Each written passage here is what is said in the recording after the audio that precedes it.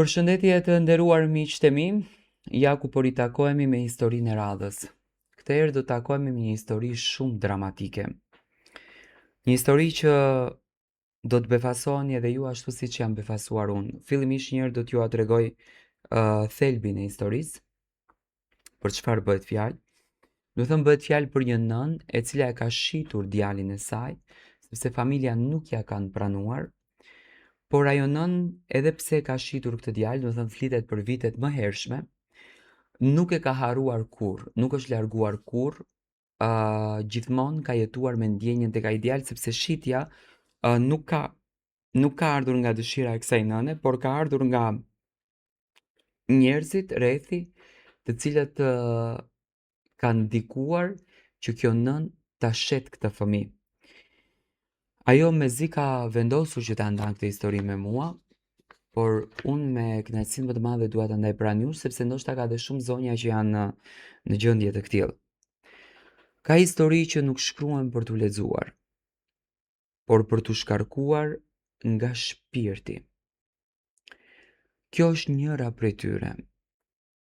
Nuk po e tregoj as pak për falje këtë histori, sepse e di se disa gjëra nuk falen kurrë në jetë. Po e tregoj sepse heshtja më ka mbytur për dekada me radhë. Dhe sot, pas kaq shumë vitesh, e vetmja gjë që kam është e vërteta ime.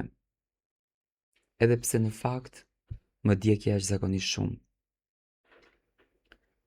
Kur mendoj për veten time të asaj kohe, e shoh si një vajzë të humbur, të rrethuar nga njerëz, por krejtësisht e vetme.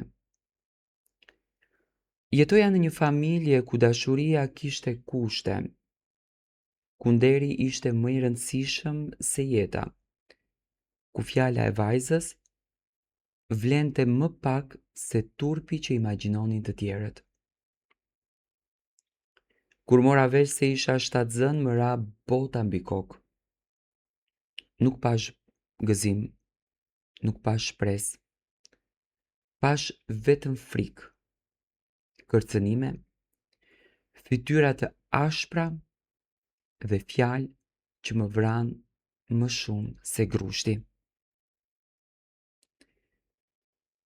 Ky fëmijë nuk mund të ri këtu. Na ke turpruar. Do ta rregullojmë këtë punë.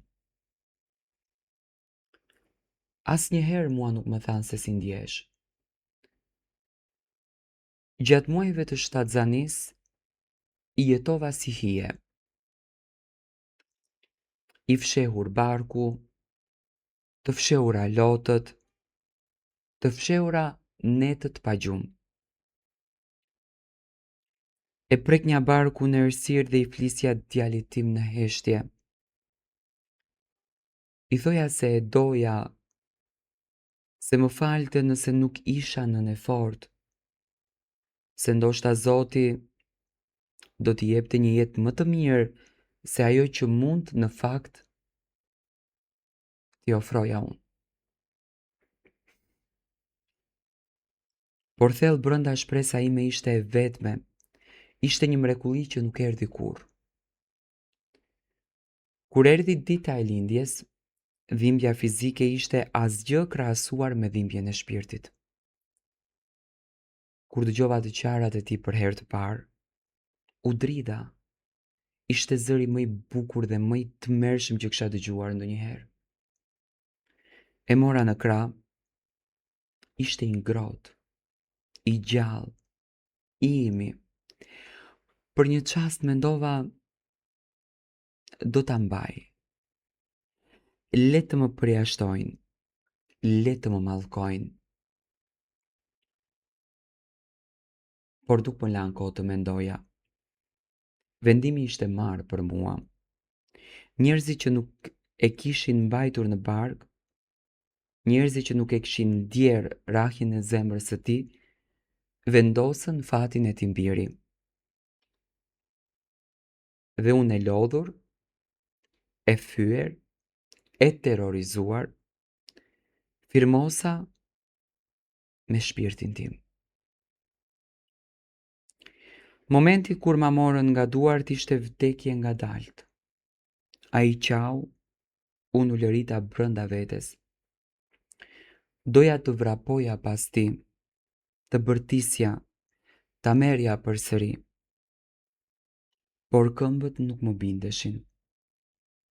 Ishin bërgur. Edhe aty në atë dhomë, humba jo vetëm djalin tim, por edhe veten time. Që nga ajo ditë jeta ime u nda në dy pjesë. Para ti dhe pa të. Kaluan vite, shumë vite, u rita, u plaka, jeta vazhdoi, por unë mbeta aty, në atë moment. Çdo fëmijë që shihja në rrugë më dukej si ai. Çdo djalë i vogël më shponte zemrën. Çdo ditëlindje imagjinare ishte një plagë e re. Nuk guxova kur të pyes ku ishe. Më thanë se ishte më mirë të mos se dija.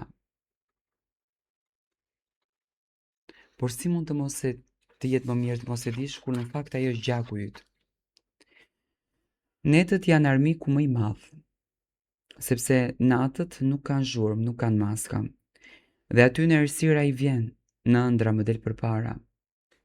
Jo gjithmonë i njëjti.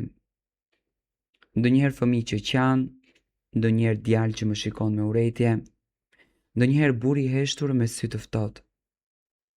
Dhe gjithmonë të njëjtat fjalë. Më ke marrë në qafë. Zgjohem duke qarë, duke kërkuar falje me zë të lartë, sikur të më dëgjonte. Kam tentuar të justifikoj veten, por nuk mundem. Sepse një nën nuk duhet të ketë justifikime, një nën duhet të luftoj. Dhe unë nuk luftova mjaftueshëm. E di se disa do të më gjykojnë, kanë të drejtë. Unë e gjykoj veten çdo ditë më ashpër se kushdo tjetër. Kam jetuar një jetë të tërë me këtë faj mbi supe. Kam qeshur kur nuk duhej. Kam buzëqeshur kur brenda po vdisja. Nëse djali im jeton diku nëpër botë, dua ta di se kur nuk ka kaluar një ditë pa menduar për të. Se çdo lutja ime mbaron me emrin e tij dhe pse nuk ja dola.